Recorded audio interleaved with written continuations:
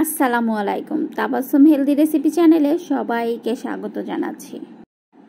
টক ঝাল মিষ্টি আমের আচার এই রেসিপিটা কিন্তু খেতে দুর্দান্ত হয়। আমার কিন্তু ভীষণই পছন্দের আজকের এই আমের রেসিপিটি। তাহলে চলুন দেখে নেই। প্রথমেই আমি এখানে 2 কেজির মতো ফ্রেশ আম নিয়েছি। যেহেতু আমি এটা খোসা সহকারে আমটা নিব, তাই আমগুলোকে একটু ফ্রেশ নেওয়ার চেষ্টা করব। দেখতে পাচ্ছেন আমি আমগুলোকে একটু ছোট ছোট কিউব করে কেটে নিয়েছি। আমি আমগুলোকে খুব ভালোভাবে ধুয়ে সেটাকে পানি ঝরিয়ে রেখেছিলাম।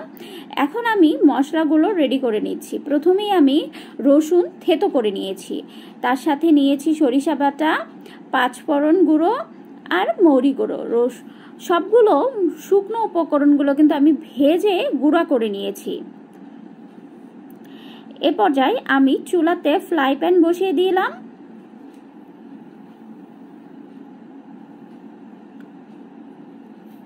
ফ্রাই প্যানটা গরম হয়ে গেলে এখানে আমি হাফ কাপের মতো সয়াবিন তেল দিয়ে দিলাম। আমি কিন্তু আচারটা আজকে সয়াবিন তেল দিয়ে করব। আপনারা চাইলে এখানে সরিষার তেলও দিতে পারেন, তবে সরিষার তেল দিয়ে কিন্তু আচারটা বেশ ভালো লাগে।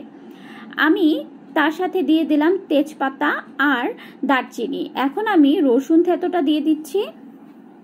1 চামচের মতো রসুন বাটা দিচ্ছি। এখন আমি রসুন বাটাটাকে খুব ভালোভাবে তেলের সাথে ভেজে নিচ্ছি। ভাজা হয়ে গেলে এ পর্যায়ে আমি 1 চামচের মতো সরিষা বাটা দিয়ে দিলাম। সরিষা বাটাও আমি খুব ভালোভাবে ভেজে নিয়ে তার সাথে আমি একটু জিরা বাটাও দিয়ে দিলাম। এখন আমি খুব ভালোভাবে একটু নেড়ে চেড়ে একটু ভেজে নিচ্ছি। আমি কিন্তু এই মশলাগুলোকে খুব ভালোভাবে ভেজে নিয়েছি। এতে করে আচারের গন্ধটা কিন্তু খুব দুর্দান্ত হয়। দিয়ে দিলাম 1 চামচের মতো শুকনো মরিচের গুঁড়ো, সাথে দিয়ে দিচ্ছি হলুদ গুঁড়ো।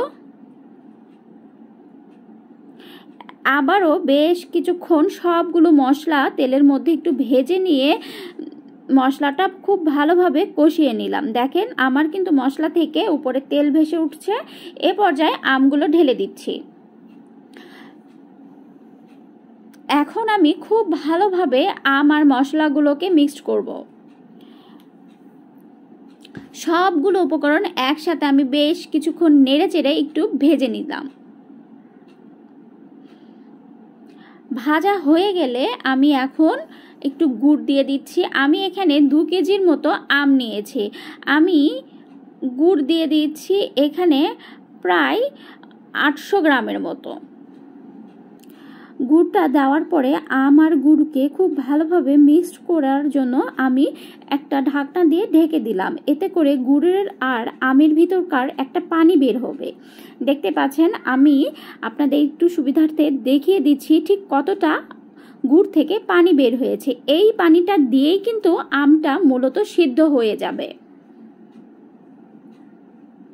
যেহেতু এটা চুচা সহ আমের আচার, এটা কিন্তু হতে একটু বেশ সময় লাগবে। এজন্য আমি এটাকে একদম লো হিটে চুলার উপর রেখে দেব প্রায় 30 মিনিটের মতো,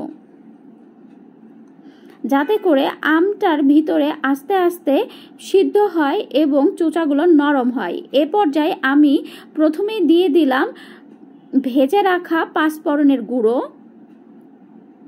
দিয়ে একটু মশলাগুলো নেড়ে চেড়ে দিচ্ছি যাতে আচারের ভিতরে ঢুকে। মশলাগুলো খুব ভালোভাবে মিক্সড করে দিচ্ছি।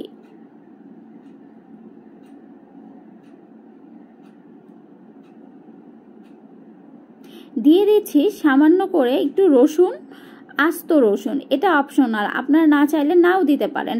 আমার কিন্তু আমের ভিতর থেকে পানি এখনো কমেনি। আমি একটু দিয়ে দিলাম হালকা করে বিট লবণ।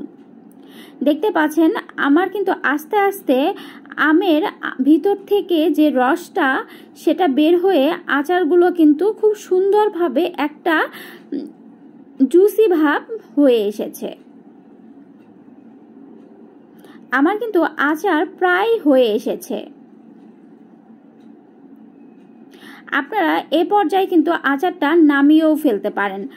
অবশ্য আমি এই আচারটা আর একটু চুলার আঁচে রেখে পানিটা শুকিয়ে নিব। আর হ্যাঁ, অবশ্যই কিন্তু আমের আচারে ভিনেগার ব্যবহার করবেন, এতে আমগুলো বেশ কিছুদিন ভালো